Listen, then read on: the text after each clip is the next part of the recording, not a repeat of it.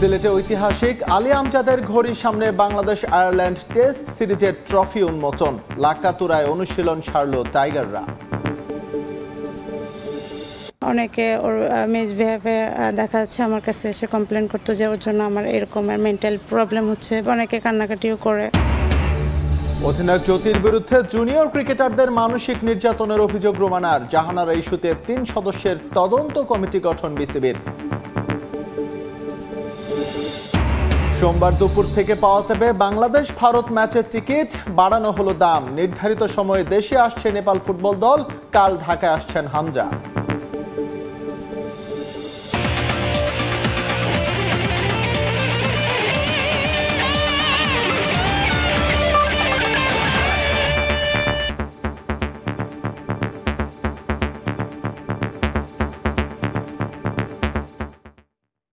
বিশ্বের নানা প্রান্তের খেলাধুলার খবর নিয়ে আমাদের নিয়মিত আয়োজন খেলার সময়, আর এই আয়োজনে আপনাদের সঙ্গে আছি আমি S M Iqbal.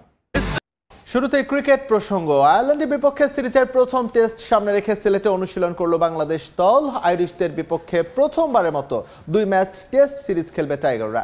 11 November Sylhet আন্তর্জাতিক স্টেডিয়ামে শুরু হবে প্রথম টেস্ট সিরিজের দ্বিতীয় ম্যাচই খেলবে দেশের হয়ে 100তম টেস্ট খেলা একমাত্র ক্রিকেটার হবেন মুশফিকুর রহিম। তাই সিরিজের মূল আকর্ষণ মিস্টার ডিপেন্ডেবল। এদিকে লঙ্গার ফরম্যাটের নেতৃত্বে ফিরতে যাচ্ছেন নাজমুল হোসেন শান্ত। এই ম্যাচ দিয়ে জাতীয় দলের ব্যাটিং কোচ হিসেবে অভিষেক হচ্ছে মোহাম্মদ আশরাফুলের। এই সিরিজ শেষে সিনিয়র সহকারী কোচের পদ থেকে সরে দাঁড়াবেন মোহাম্মদ সালাউদ্দিন।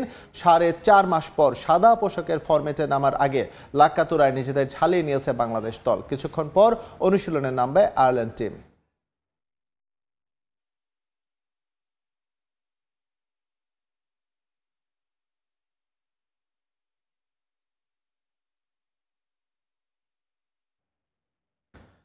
সিলেটে ঐতিহাসিক আলী আমজাদের ঘড়ির সামনে উন্মোচন করা হলো বাংলাদেশ আয়ারল্যান্ড টেস্ট সিরিজের ট্রফি। এই মুহূর্তে সেখানে আছেন রিপোর্টার নিয়ন মোহাম্মিন। আমরা এখন সরাসরি যুক্ত হচ্ছি তার সঙ্গে।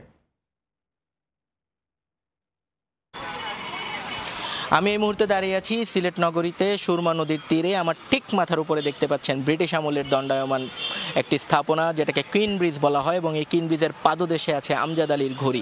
যেই দুটোর মিলনস্থলকে এখানকার মানুষরা আসলে ভালোবেসে ডাকেন সিলেটের প্রবেশদ্বার হিসেবে। ঠিক এই জায়গাটিকে কিছুক্ষণ আগে বাংলাদেশ আয়ারল্যান্ড টেস্ট সিরিজের যে ট্রফি, সেটাকে উন্মোচন করলেন 2 ক্যাপ্টেন নাজমুল হোসেন শান্ত এবং অ্যান্ড্রিউ বালবার্নি। আমরা জানি যে বাংলাদেশ ক্রিকেট বোর্ডের এই নবনির্বাচিত যে পরিচালক মণ্ডলীরা এসেছেন, তাদের আসবার পর থেকে এখন পর্যন্ত যে সিরিজগুলো হয়েছে, বাংলাদেশ ওয়েস্ট ইন্ডিজ সিরিজের সময় আমরা দেখেছি ঢাকার লালবাগ কেল্লা এবং সিলেটের সিআরবিতে, চট্টগ্রামের সিআরবিতে, এবং এবার আয়ারল্যান্ড সিরিজের টেস্ট সিরিজের যেই ট্রফি উন্মোচন, সেটা হলো সিলেটের এই কুইন ব্রিজের পাশে।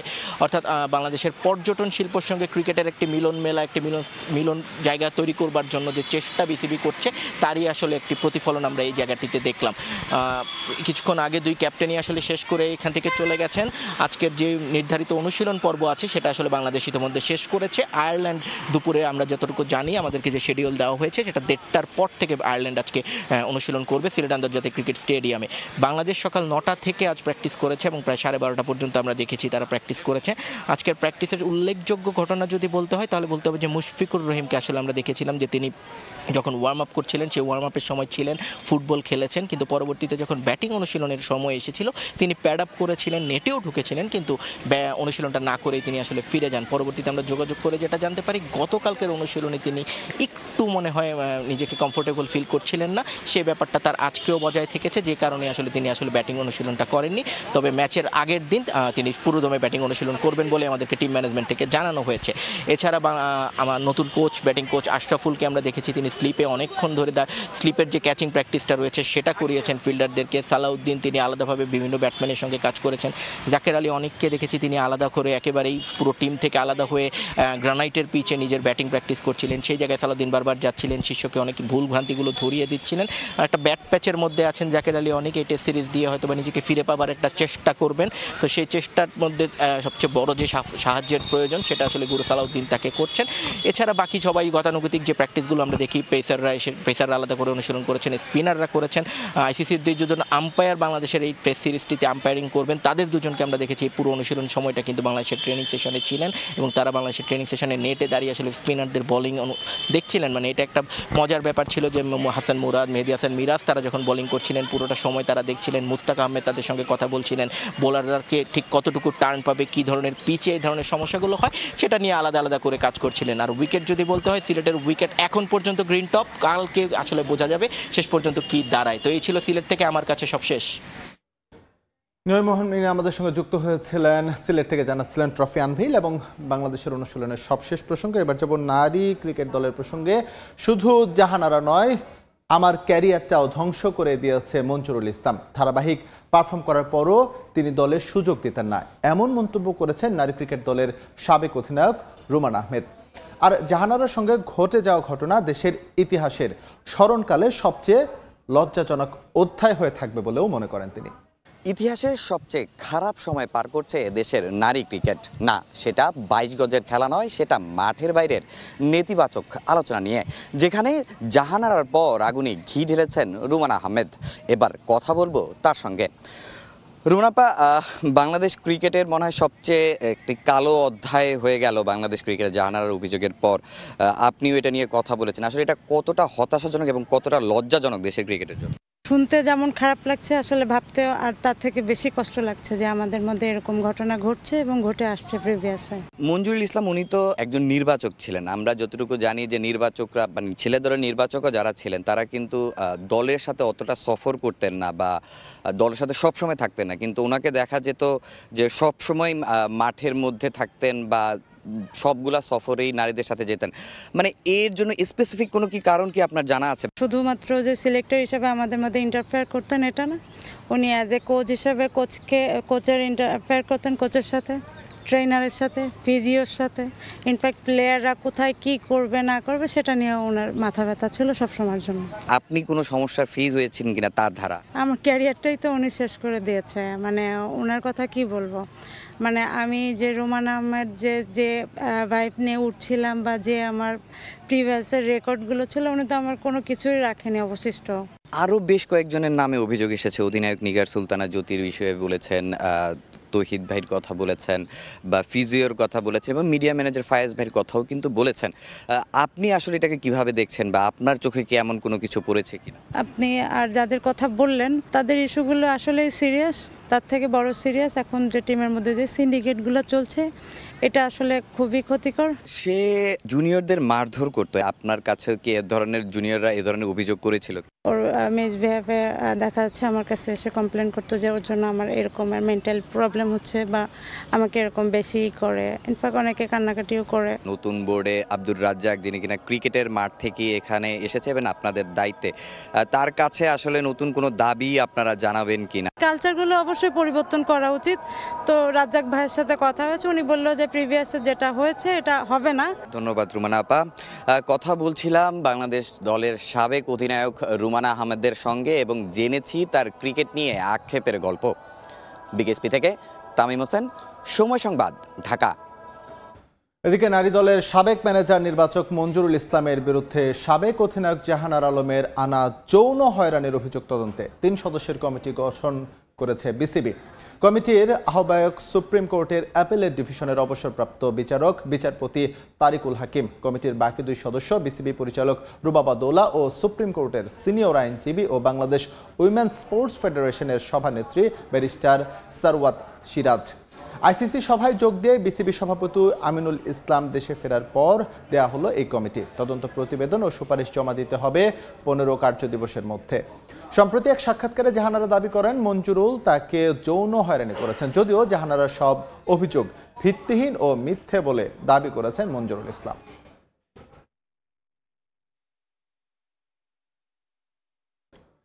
ভারত ও নেপালের বিপক্ষে ম্যাচ সামনে রেখে আগামীকাল বাংলাদেশে আসছেন হামজা চৌধুরী। এদিকে নেপালের ফুটবলে অস্থিরতা সৃষ্টি হলেও 13 নভেম্বর ম্যাচের জন্য নির্ধারিত সময়ে বাংলাদেশে আসবে নেপাল ফুটবল দল, আর 15 নভেম্বর আসবে ভারত। বাংলাদেশের বিপক্ষে আসন্ন প্রীতি ম্যাচের আগে অস্থিরতা নেপালের ফুটবলে। এই ডিভিশন লিগ চালুর দাবিতে আন্দোলন করে আসছেন দেশটির ঘরোয়া লিগ খেলা ফুটবলাররা, যেখানে তাদের সঙ্গে আন্দোলনে দেখা গিয়েছে জাতীয় দলের তারকা ফুটবলার রোহিত চাঁদ, অঞ্জন বিস্তা, বিরাজ মহাজন সহ অনেককেই। বাংলাদেশের বিপক্ষে ম্যাচের আগেই প্রস্তুতির মাঝেই তারা একাত্মতা প্রকাশ করেছে নেপালের ঘরোয়া লিগ খেলা ফুটবলারদের সঙ্গে।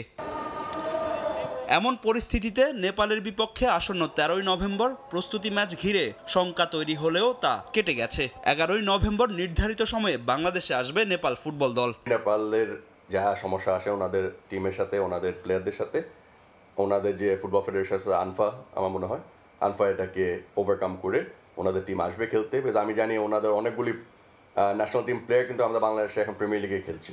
তো ওনাদেরও কিন্তু আগ্রহ আছে যে আমরা আবার আমাদের ফুল টিম নিয়ে বাংলাদেশের জাতীয় দলের সাথে খেলতে চাই।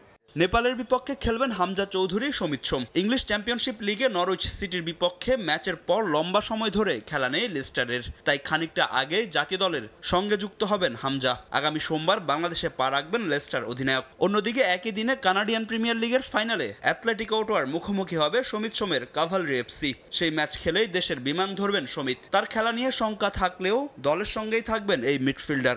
কানাডিয়ান প্রিমিয়ার লিগে ফাইনাল পর্যায়ে উঠেছে ওনাদের 9 তারিখ দুপুরে, আমাদের 10 তারিখ ভোর সকালে ফাইনাল খেলাটা খেলবে। ওটা খেলার পরে সামেতের আইডিয়া হলো ওনাদের জন্য অনুষ্ঠান থাকে, অনুষ্ঠানটা শেষ করে উনি রওনা দিবে ঢাকার জন্য। যদি 10 তারিখে হয়, আমাদের খেলা মানে 13 তারিখে রাত্রে। সো আমি আশা করি সামেতও চলে আসবে খেলার জন্য। সো হামজা সামেত দুজন থাকবে বাংলাদেশের পক্ষে খেলতে নেপালের বিরুদ্ধে। এদিকে হামজা সমিত ছাড়া জাতীয় দলের ক্যাম্পে যোগ দিয়েছেন প্রাথমিক একাদশে ডাক পাওয়া সব ফুটবলার। এরই মধ্যে একটি প্রস্তুতি ম্যাচ খেলে নিজের কৌশল ঝালিয়ে নিয়েছেন কোচ হাবিয়ার কাবরেরা। যদিও ফর্টিসেপসির বিপক্ষে সেই ম্যাচে 1-0 গোলে হেরেছে জামাল ভুঁইয়ারা। 15ই নভেম্বর বাংলাদেশে আসার কথা রয়েছে ভারত ফুটবল দলের। অল ইন্ডিয়া ফুটবল অ্যাসোসিয়েশন শিলংয়ে বাংলাদেশ দলকে অনুশীলন ভেন্যু সহ নানা বিষয়ে করেছিল অসহযোগিতা। তবে সেখানে উদারতার পরিচয় দেবে Bangladesh football federation. Bharat football দলের নিরাপত্তা সহ সার্বিক সব বিষয়ে নজরদারি করবেন বাফুফের সভাপতি তাবিদ আউয়াল। ফাহিম ইসলাম, সময় সংবাদ, ঢাকা। 10 নভেম্বর দুপুর 2টা থেকে ছাড়া হবে বাংলাদেশ ভারত ম্যাচের টিকিট। দর্শক চাহিদা বেশি থাকায় এবার প্রতিটি ক্যাটাগরিতে বাড়ানো হয়েছে টিকিটের দাম, জানিয়েছেন কম্পিটিশনস কমিটির সদস্য তাজওয়ার আওয়াল। ভারতের বিপক্ষে এশিয়ান কাপ বাছাই ম্যাচ সামনে রেখে এই চাহিদা বেড়েছে কয়েক গুণ। টিকিট বিক্রির নির্ধারিত প্ল্যাটফর্মে ভক্তরা রেজিস্ট্রেশন করে নিচ্ছেন আগে ভাগেই। অবশ্য চাহিদা বাড়লেও বাড়ছে না টিকিট বিক্রির পরিমাণ।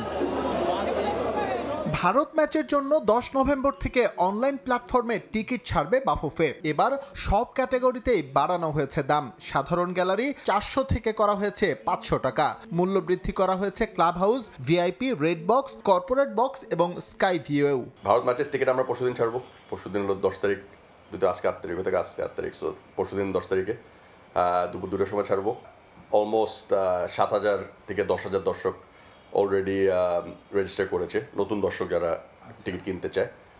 এটা একই সিস্টেমে যাবে অনলাইনে, ফেয়ার পলিসি ওয়াইজ, যে অনলাইনে ছাড়বো। এটা এখানে এক একটা দর্শক টিকিট কিনতে পারবে। ওনাদের এক একটা আইডি দিয়ে যতগুলি টিকিট আমরা অ্যালোকেশন ক্রিয়েট করেছি, ওটার বাইরে কোনো অপরচুনিটি না। হংকং ম্যাচেও স্টেডিয়ামে দর্শক প্রবেশের ক্ষেত্রে ছিল কিছু অব্যবস্থাপনার চিত্র। তার পুনরাবৃত্তি ভারত ম্যাচে চায় না বাফুফে। এই ম্যাচটিকে হাই ইন্টেন্স হিসেবে নিয়ে সর্বোচ্চ নিরাপত্তা নিশ্চিতে তৎপর ফেডারেশন। সেনাবাহিনীর পাশাপাশি মোতায়েন করা হবে আইন শৃঙ্খলা রক্ষা বাহিনীর বিশেষ ইউনিট। এটা একটা হাই ইন্টেন্সিটি থাকবে, এটা একটা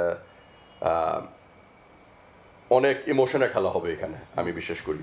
তো এটার জন্য অনেক দর্শক আসতে যাবে, এটার জন্য একটা সিকিউরিটি রিস্ক থাকবে। সো আমরা অলরেডি সেনাবাহিনীর সাথে, পুলিশের সাথে, বিভিন্ন গোয়েন্দা সংস্থার সাথে কথা বলেছি। এবার আমরা চাচ্ছি আরেকটু স্ট্রেংথেন করতে, ওদের থেকে দিয়ে ওনাদের সহযোগিতা নিয়ে যেন আমাদের প্রত্যেকটা গেটে সিস্টেম্যাটিক এন্ট্রি এক্সিট হয়। এটাও যেন ওনারা থেকে যেন আমাদেরকে মনিটর করে, আমাদেরকে যেন ওনারা গাইডেন্সটা দেয় কীভাবে এটাকে আরেকটু মানে ফাস্ট প্রসেস করা যায়। এবারও জাতীয় স্টেডিয়ামের গেট বিকেল 3টায় ওপেন হয়ে ক্লোজ হবে সন্ধ্যা 7টায়। এবার বাড়ছে ফ্যান জোনের সংখ্যা, তবে তা কোন কোন জায়গায় করা হবে তা এখনো নির্ধারণ করেনি বাফুফে। সিকিউরিটি মেইনটেইন করা যায়, এটা ওনাদেরকে আমরা। এস এম ইকবাল, সময় সংবাদ, ঢাকা। আবারও স্বাগত খেলার সময়। যুব বিশ্বকাপের আগে জার্সি উন্মোচন ও ফটো সেশন করল বাংলাদেশ হকি দল। ইতিহাস করে প্রথমবারের মতো বিশ্বকাপে জায়গা করে নিয়েছিল বাংলাদেশ যুব দল। আসর সামনে রেখে প্রায় 3.5 মাস অনুশীলন করেছে আমিরুল রকিরা। আগামী 28 নভেম্বর ভারতের তামিলনাড়ুতে অনুষ্ঠিত হবে যুব বিশ্বকাপ। এই বিশ্বকাপে তোমরা প্রথমবারের মতো বিশ্বের শ্রেষ্ঠ দলগুলির মুখোমুখি হতে যাচ্ছ। এটি নিঃসন্দেহে একটি বড় চ্যালেঞ্জ, তবে তোমাদের প্রতি আমার বার্তা খুব স্পষ্ট। একজন ক্রীড়াবিদের মূল শক্তি হচ্ছে শৃঙ্খলা বা ডিসিপ্লিন। তোমরা যে দীর্ঘ প্রশিক্ষণ নিয়েছো তার পূর্ণ প্রতিফলন মাঠে ঘটাতে হবে। মনে রাখবে, শৃঙ্খলাবদ্ধ দলই শেষ পর্যন্ত বিজয়ী হয়। প্রতিপক্ষকে সম্মান করবে, কিন্তু এক মুহূর্তের জন্য তাদেরকে ভয় করবে না। খেলার সময় শীর্ষ সংবাদগুলো জানিয়ে দিচ্ছি আরেকবার। সিলেটে ঐতিহাসিক আলী আমজাদের ঘড়ির সামনে বাংলাদেশ আয়ারল্যান্ড টেস্ট সিরিজের ট্রফি উন্মোচন। লাকাতুরায় অনুশীলন সারল টাইগাররা। কাল দুপুর থেকে পাওয়া যাবে বাংলাদেশ ভারত ম্যাচের টিকিট। বাড়ানো হলো দাম। নির্ধারিত সময়েই দেশে আসছে নেপাল ফুটবল দল। কাল ঢাকায় আসছেন হামজা।